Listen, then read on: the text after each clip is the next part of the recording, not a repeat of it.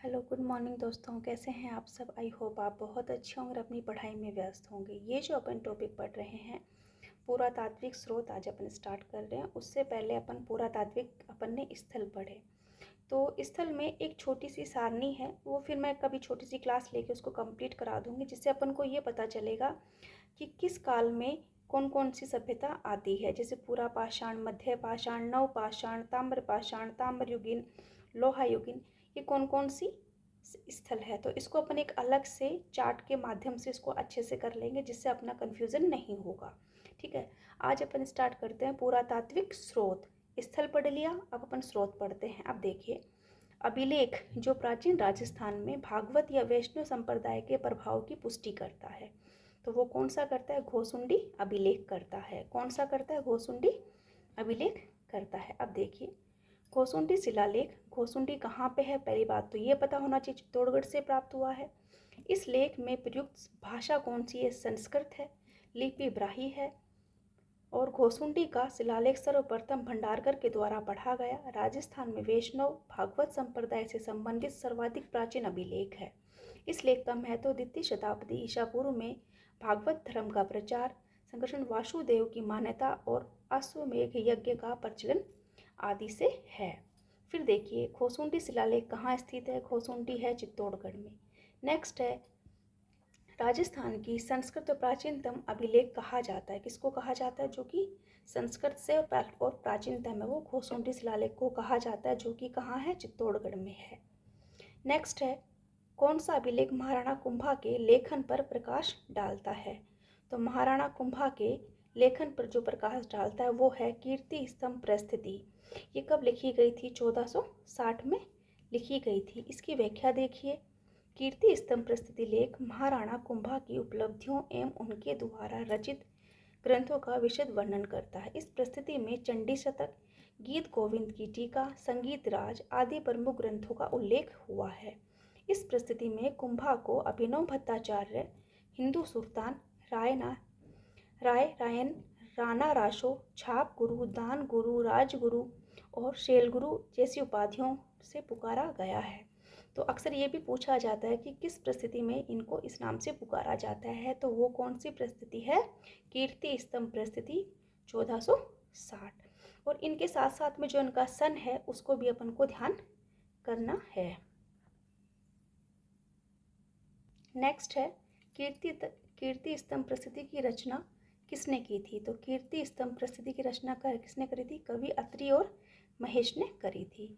इसकी व्याख्या देखिए, कीर्ति स्तंभ प्रस्तुति लेख चित्तौड़गढ़ के कीर्ति स्तंभ की कई शिलाओं व उत्कीर्ण श्लोकों का सामूहिक नाम है। श्लोक में 3 से 8 बार बापा का वर्णन, फिर हमीर का वर्णन किया गया है। इस प्रस्तुति में कवि अत्रि ने, लेकिन इनके निधन हो जाने के कारण उनके पुत्र कवि महेश भट्ट ने इस पूरा किया, जिसका उल्लेख इस प्रस्तुति में मिलता है। निम्न में से किस प्रस्तुति के रचयिता अत्रि और महेश हैं? तो ये किसके हैं? कीर्ति स्तंभ प्रस्तुति के हैं। नेक्स्ट है, चिरवा शिलालेख के बारे में सही है। तो चिरवा शिलालेख के बारे में देखिए, चिरवा शिलालेख 1273 में संस्कृत भाषा में उत्कीर्ण हुआ। रतन प्रभसूरी ने इसके प्रस्तुतिकार हैं। इसके शिल्पी देहन थे अग्निकुंड से उत्पन्न राजपूतों की। ये इसमें नहीं है, तो चंद्रवरदाई की थी। तो इसमें कौन सा सही हो गया? 1 2 3 इसमें सही हो गया। नेक्स्ट देखिए, 17वीं शताब्दी की रचना राज प्रस्तुति महाकाव्य की रचयिता है। तो कौन है महाकाव्य रचयिता? इसका कौन है? रणछोड़ भट्ट है। कौन है इसका? राज प्रस्तुति जो महाकाव्य है उसकी रचयिता किसने करी थी? रणछोड़ भट्ट ने करी थी। किसने करी? रणछोड़ भट्ट। अब इसकी व्याख्या देखिए, राज प्रस्तुति का विश्व का सबसे बड़ा प्रस्तुति रणछोड़ भट्ट तेलंग के ने मेवाड़ के महाराणा राज सिंह के आदेश पर राजसमंद झील की 9 चौकी पाल की ताकों पर लगी 25 काले पत्थर की बड़ी बड़ी शिलाओं पर संस्कृत में 24 सड़कों की थी। मालूम होता है कि राजसमंद का निर्माण दुष्काल के समय श्रमिकों के लिए काम निकलवाने के लिए कराया गया था। हमारे देश में सबसे बड़े शिलालेखों में पाषाण पट्टिका 9 चौकी पाल की ताकों में लगी हुई है। इस प्रस्तुति में 17वीं शताब्दी के इतिहास की पर्याप्त जानकारी मिलती है। इसमें महाराणा अमर सिंह के द्वारा की गई मुगल मेवाड़ संधि का वर्णन है, लेकिन इसका ऐतिहासिक उपयोग जगत सिंह व राज सिंह के काल के लिए अत्यधिक है, क्योंकि जो प्रस्तुतिकार थे जिसने जो लिखा था वो उनके समय तक जीवित था।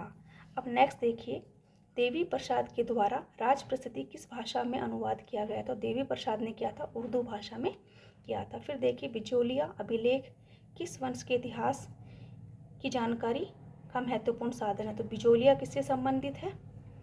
बिचौलिया चौहानों से संबंधित। अब देखिए बिचौलिया शिलालेख भीलवाड़ा, यह लेख बिचौलिया के पार्श्वनाथ मंदिर के पास में एक चट्टान पर उत्कीर्ण है। इस लेख में अजमेर व सांबर के चौहान वंशीय शासकों का वस्त्र गोत्रीय ब्राह्मण बताते हुए उनकी वंशावली व उनकी उपलब्धियां दी गई हैं। इस लेख में दिगंबर जैन भावक लोलाक के पार्श्वनाथ के मंदिर व कुंड के निर्माण की स्मृति में लगाया गया था। इस शिलालेख में यह ज्ञात होता है कि विग्रहराज चतुर्थ दिल्ली को अपने अधीन किया था। तो किस शिलालेख से जानकारी मिलती है कि विग्रहराज ने दिल्ली को अपने अधीन किया था? वह है बिचौलिया शिलालेख। और बिचौलिया शिलालेख मुख्यतः किससे संबंधित है? चौहान।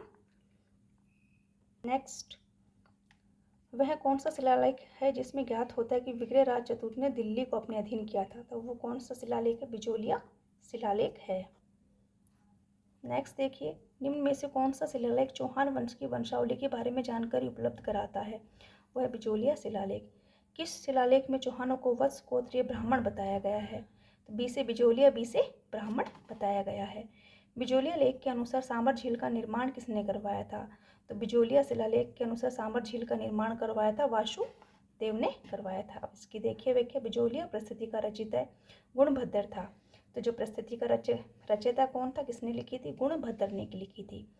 यह अभिलेख पृथ्वीराज द्वितीय के पिता सोमेश्वर के काल का है। इसमें दिए गए कई प्राचीन नामों से उस समय के कई स्थानों की जानकारी प्राप्त होती है। जबालीपुर जालोर, शाकंभरी सांबर, श्रीमाल भीनमाल, विंध्यावली बिचौलिया, मांडलगढ़ आदि। इनके अनुसार चौहानों के आदिपुरुष वासुदेव चहमान ने 551 में शाकंभरी के चहमान चौहान राज्य की स्थापना करी तथा सांबर झील का निर्माण करवाया था। बिचौलिया शिलालेख किस चौहान नरेश के काल का है?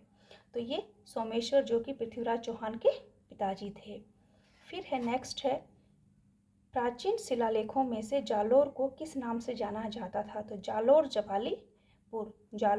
जबालीपुर।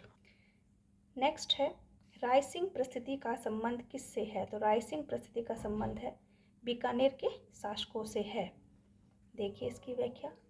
रायसिंह परिस्थिति बीकानेर, यह लेख महाराजा रायसिंह ने बीकानेर दुर्ग के निर्माण के काल में समाप्त होने के अवसर पर लगवाया था। बीकानेर दुर्ग एक के द्वार पर पार्श्व में लगी इस परिस्थिति से ज्ञात होता है कि 30 जनवरी 1590 में बीकानेर दुर्ग का निर्माण कार्य शुरू हुआ। 17 जनवरी 1594 में पूर्ण हुआ। इस लेख में राव बीका रायसिंह तक के बीकानेर के शासकों की जानकारी मिलती है। इसके अनुसार बीकानेर दुर्ग का निर्माण रायसिंह ने अपने मंत्री करमचंद्र के द्वारा करवाया था। बीकानेर दुर्ग लाल पत्थरों से निर्मित होने के कारण इसे लालगढ़ भी कहा जाता है। इस दुर्ग का दूसरा नाम है जूनागढ़ है। नेक्स्ट है खटियाला शिलालेख निम्न में से किस वंश की जानकारी प्राप्त होती है? तो खटियाला से प्राप्त होती है मंडोर प्रतिहारों की जानकारी मिलती है। देखिए इसके बारे में। खटियाला शिलालेख 861 ईस्वी के लेख जोधपुर जिले से 20 किलोमीटर दूर खटियाला गांव में एक स्तंभ पर उत्कीर्ण है। इसमें प्रतिहार नरेश ककुक का यशोगान एवं उनकी वंशावली दी गई है। लेख संस्कृत और प्राकृतिक दो भाषाओं में लिखा है। इस लेख में मग जाति के ब्राह्मणों का उल्लेख भी है। इस अभिलेख के रचयिता मग उत्कीर्णकर्ता स्वर्णकार कृष्णेश्वर व इसके कक्कुक ने उत्कीर्ण करवाया था।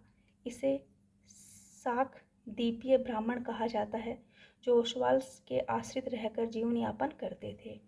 नेक्स्ट है अभिलेख जो प्रतिहार शासक कुकुक के अभीरों पर विजय का दावा करता है, तो वो है खटियाला शिलालेख है। खटियाला प्राकृतिक अभिलेख किस शासक के संबंधित है? तो ये किससे संबंधित है? खटियाला कक्कुक के संबंधित था। तो खटियाला प्राकृतिक अभिलेख किससे संबंधित है? जोधपुर के मंडोर के प्रतिहार शासक कक्कुक से संबंधित है, कक्कुक से। फिर है नेक्स्ट मंडोर के गुर्जर प्रतिहार वंश के विषय में निम्न में से कथनों पर विचार कीजिए, सही उत्तर का चयन कीजिए। खटियाला शिलालेख मंडोर के गुर्जर प्रतिहार वंश की जानकारी का प्रमुख स्रोत है। इस शिलालेख में प्रसिद्ध प्रतिहार शासक कप्कक का वर्णन मिलता है। तो ये दोनों ही कथन सही हैं। अब सुरथो उत्सव के लेखक कौन है? तो इसके हैं सोमेश्वर हैं। कौन है? सोमेश्वर है। इसकी व्याख्या देखिए। नेमिनाथ के मंदिर की प्रस्तुति है। प्रस्तुति विक्रम संवत 1287 ईस्वी की है। इस प्रस्तुति की रचना सोमेश्वर यशुभचंद्र ने की और उसे शुद्धधार्थे चंडेश्वर ने खोदा। इसको तेजपाल के द्वारा बनाए गए आबू व देलवाड़ा गांव के नेमिनाथ के मंदिर में लगाई गई। परमाणु व वस्तुपाल व तेजपाल के वंशों का वर्णन भी दिया गया है। बड़वा ग्राम से प्राप्त यूप स्तंभ अभिलेख किस वंश या गण से संबंधित है? तो जो यूप है वो किससे संबंधित है? मौखरी से संबंधित है। किससे संबंधित है? मौखरी से संबंधित है। इसकी व्याख्या देखिए। बड़वा यूप बारा जिले में है। सबसे बड़ी चीज़, बड़वा यूप कहाँ पे है? बारा जिले में है। पूर्व में पहले कोटा में था। अंता तहसील के बड़वा गांव में विक्रम संवत 238 के 3 यूप लेख मिले हैं। मौखरी वंश के शासकों का वर्णन सर्वप्रथम मिला है। मौखरी महासेनापति बल के 3 पुत्रों की एक यज्ञ संपादन का उल्लेख है। इन यूप अभिलेखों से देश में बुद्ध धर्म की अवनति व हिंदू धर्म के पुनरुत्थान, संधि काल में यज्ञादि का पुनः आरंभ की जानकारी प्राप्त होती है। इस अभिलेख में कृत संवत उल्लेख किया गया है और यह मौखरी वंश के शासकों का सबसे पहला व प्राचीन अभिलेख है। ये एक स्तंभ यूप उत्कीर्ण है। अब अपन इसकी नेक्स्ट क्लास देखेंगे कल और इस टॉपिक को कंप्लीट कर देंगे, जिसे पुरातात्विक स्रोतों के बारे में अपनी संपूर्ण जानकारी जो इसकी व्याख्या है। तो जो क्वेश्चन अपन देख रहे हैं तो उसमें अपन को व्याख्या को भी जो इस अच्छे से याद करनी है, क्योंकि कई बार व्याख्या में से इसका पूरा विवरण कोई भी सवाल पूछा जा सकता है।